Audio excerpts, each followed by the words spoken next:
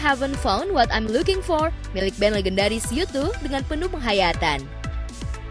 4 juri Simon Cowell, Sofia Vergara, Heidi Klum, dan Howie Mandel auto memberikan standing ovation kepada penyanyi bernama lengkap Aryani Nisma Putri ini.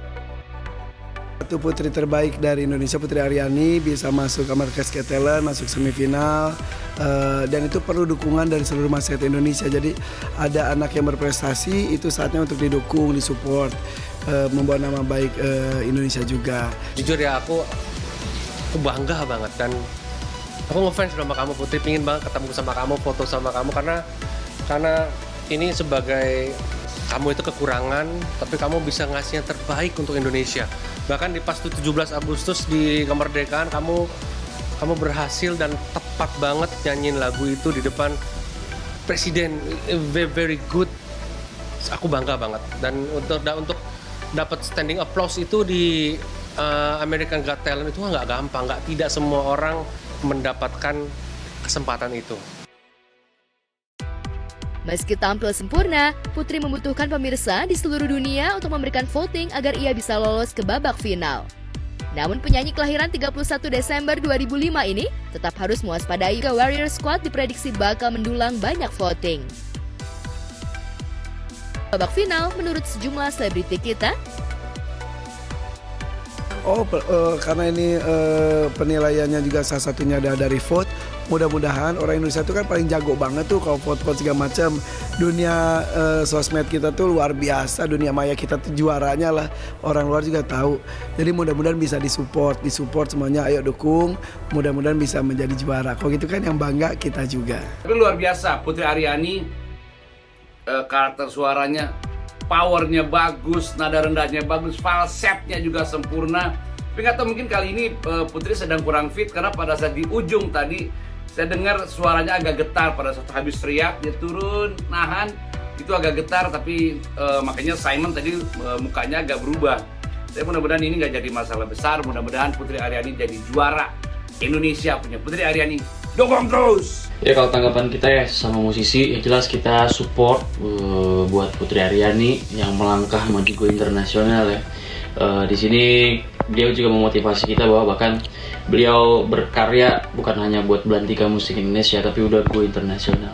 Pokoknya tetap semangat terus buat Putri Aryani, tampilkan yang terbaik, bawa nama harum Indonesia. Kita sama-sama dan sesama musisi Indonesia mengawal dan mendoakan Putri Aryani selalu. Selain penampilan Putri Aryani, salah satu berita viral yang banyak diperbincangkan warganet adalah video TikTok yang diunggah oleh selebgram asal Probolinggo, Jawa Timur, Luluk Nuril. Luluk Nuril yang merupakan istri seorang polisi mengunggah video TikTok yang menampilkan pertengkarannya dengan seorang karyawan sebuah toko swalayan yang dianggapnya bersikap kurang sopan kepadanya. Luluk Nuril meradang karena si karyawan magang berseragam SMA itu terkesan menyepelekan kemampuannya dalam membayar barang-barang yang sudah ia ambil dari rak. Apanya nggak batal kamu itu loh, aku udah dipesan kalau mau dibatalkan di kasir aku nih loh, pesan nggak mungkin nggak batalin. Aku lewat kamu bilang nggak dibatalin loh. Enggak Mbak, kan emang ini kan nggak bisa bayar cuma belanjaan segini. Tak laporin kan bilang Mbak, anaknya Mbak sampai sih magang loh Dek. loh Mbak, Sopan santun ya, sopan santun ya. Sampai ngomong gini ya nggak mungkin nggak tak bayar, aku habis puluhan juta tak bayar. Sekarang gue pengen nanggapin berita yang lagi viral, katanya ada mama marahin Bamba yang lagi magang. Aduh, kalau gue sih nanggapinnya simpel, nggak mau. Jangan aneh-aneh ya, karena emang satu itu bisa kelihatan dari si anak ini pakai seragam sekolah. Yang seharusnya di mana si Bamba ini kan lebih tahu gitu. Kalau misalkan ada orang ya kan pakai seragam SMA di toko ngapain gitu? Kalau bukan magang sekolahnya gitu, dari sekolahannya gitu. Dan seharusnya sih bisa dibilangin baik-baik karena kan yang pertama mereka cuma menjalankan SOP dari atasan gitu, bukan berdasarkan pengalaman yang sudah seperti orang yang udah lama bekerja dan bisa ngebaca karakter orang, misalkan kayak ini Mbak ini nih rempong atau apa segala macam kan gitu ada gitu. Kalau misalkan anak ini kan cuma menjalankan SOP-nya aja, dari atasnya disuruh kalau misalkan ada yang beli nggak bisa dibatalin, dia cuman ngasih tahu aja gitu.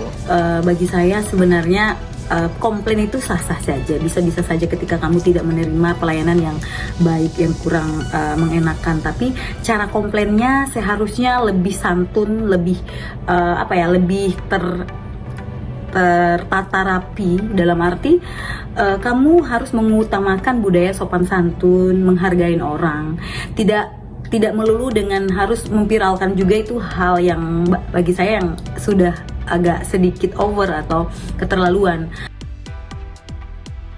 Dalam video itu, Luluk mengancam akan melaporkan si karyawan magang kepada atasannya.